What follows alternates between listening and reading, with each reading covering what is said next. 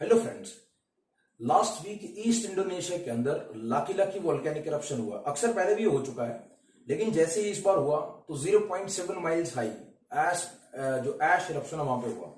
और इसके साथ ही इंडोनेशिया की सरकार ने जो 4 टायर उनका वार्निंग सिस्टम है उसको एग्जीक्यूट किया, so that people can be protected from any kind of harm.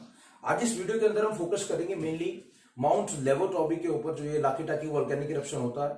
इसके साथ साथ जो ज्योग्राफी के कुछ बेसिक कंसेप्ट्स हैं, वोल्केनिक इरप्शन, उनकी डिस्ट्रीब्यूशन, उनके टाइप्स, और सबसे इंपॉर्टेंट जो बहुत सारे कॉम्पिटिटिव एग्जाम में क्वेश्चन पूछे जाते हैं with regard to the different geographic plates at the global level. और सबसे सिग्निफिकेंट एक और टॉपिक है इसी का सब पार्ट जो है, that is Pacific ring of fire. वो है क्या? धरती के ऊपर एक पैसिफिक रिंग ऑफ फायर है जिसको कहा जाता है। वो ग्लोबल लेवल पे कौन कौन सा ओशन है जिनके साथ वो टच होता है।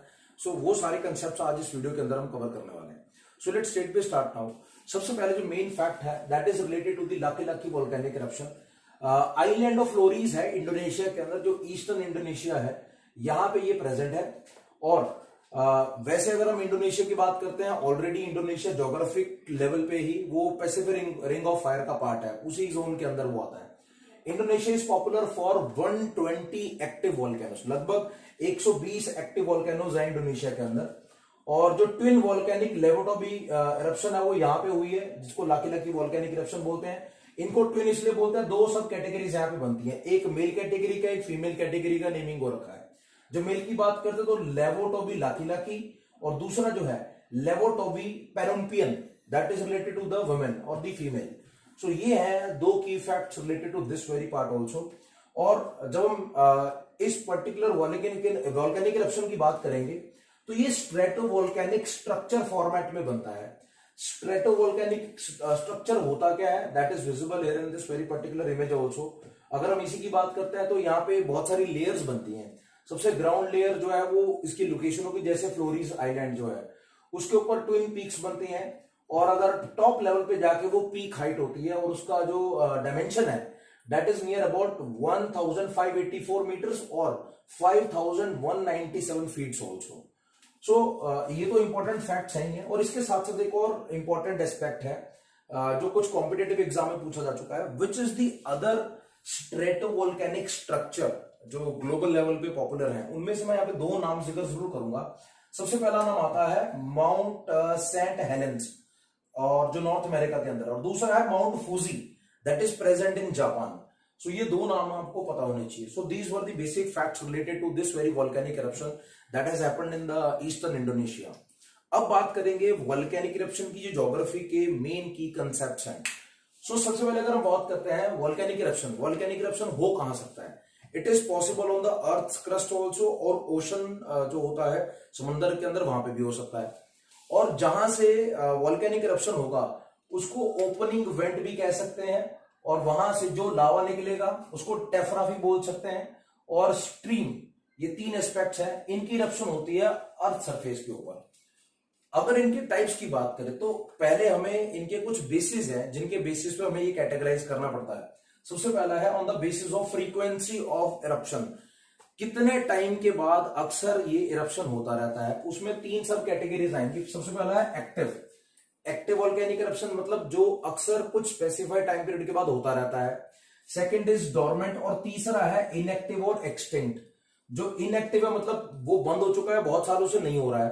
डोरमेंट मतलब कुछ कुछ टाइम पीरियड बहुत कम होता है लेकिन होता रहता है बहुत स्पेसिफाइड पीरियड ऑफ टाइम के बाद।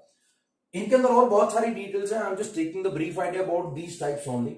इसके साथ on the basis of nature of eruption, अगर नेचर ऑफ इरप्शन की बात करते हैं तो इसमें जो या तो एक्सप्लोसिव कैटेगरी के वोल्केनिक इरप्शन आएंगे, या बहुत ही क्वाइट इरप्शन होगी, धीरे धीरे होता रहता है, जिसको फिशर्स भी बोला जाता है।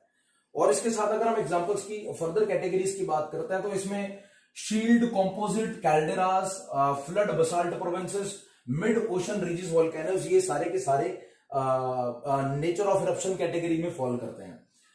अब बात करते हैं distribution of the volcanoes across the globe. पूरी दुनिया में अगर हम ग्लोब की बात करेंगे तो उसमें सबसे पहले तो पैसिफिक रिंग ऑफ फायर आएगा, पीआरएफ जिसको बोलते हैं यहाँ पे, पैसिफिक रिंग ऑफ फायर। इसको हम अभी डिटेल में डिस्कस करेंगे यहाँ पे। Second is mid world ocean belt, और तीसरा है अफ्रीकन रिफ्ट वैली बेल्ट। ये 3 ऐसे जोन्स हैं जहां पे हम बात कह सकते हैं that the volcanic eruptions are extremely present to a large extent. अब बात करते हैं पैसिफिक रिंग ऑफ फायर की। यहां पे आप एक रफ मैप देख सकते हो ग्लोबल लेवल पे। अगर ये एशिया है, एशिया से एक्सट्रीम साइड अगर हम ईस्ट की तरफ चलते हैं तो हमारे पास नॉर्थ अमेरिका आएगा, नीचे साउथ अमेरिका आएगा। इन दोनों के बीच में यहाँ पे आता है सारा का सारा पैसिफिक ओशन। तो एशिया के नीचे फिर आपको मिलेगा ऑस्ट्रेलियन कॉन्टिनेंट, थोड़ा सा साउथ ईस्ट की तरफ आके।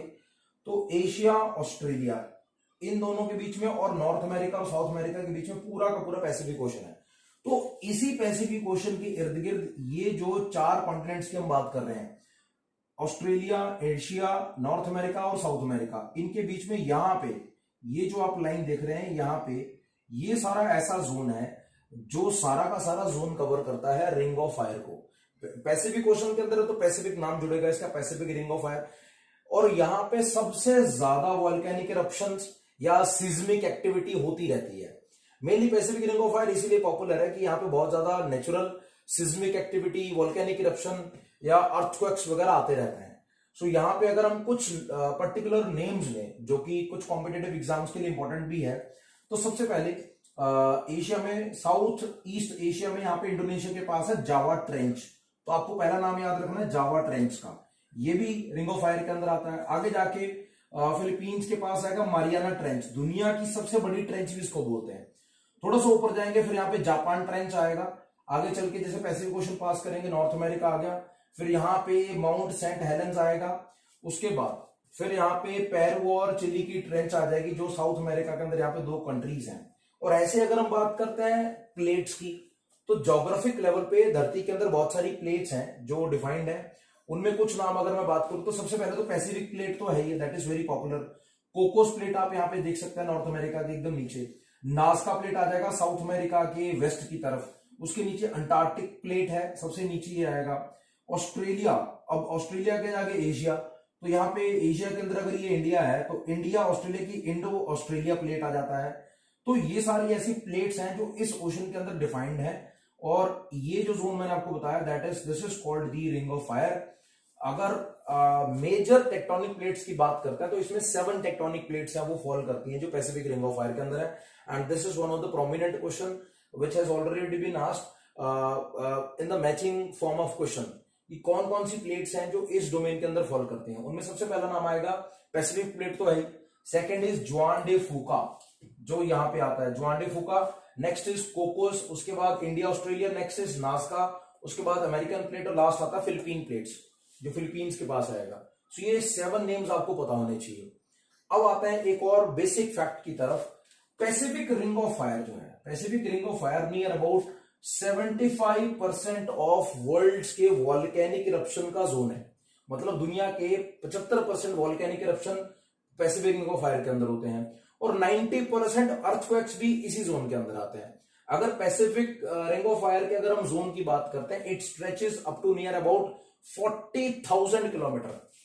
यहां से अगर शुरू होकर अगर हम बात करते हैं पूरा का पूरा, तो यहां तक आते आते ये सारा का सारा it covers the total distance of near about 40,000 kilometre.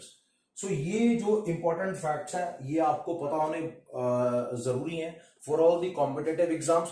खास करके जो स्टैटिक ज्योग्राफी का पार्ट है that is going to be everlasting, जहां पे भी वोल्केनिक इरप्शन का कंसेप्ट होगा। The important facts are mandatory for every student from any exam point of view that they have to cover. Pacific ring of fire को थोड़ा और systematic तरीके से, स्ट्रक्चर तरीके से समझते हैं। इट इज एन एरिया और a path along the Pacific ocean जहां पे high seismic activity on tectonic plate boundaries होती रहती है। यहाँ पे एक्टिव वोल्केनोस भी हैं और अर्थक्वेक फ्रीक्वेंट जोन भी ये कहलाता है जो मैंने आपको पहले ऑलरेडी बताया।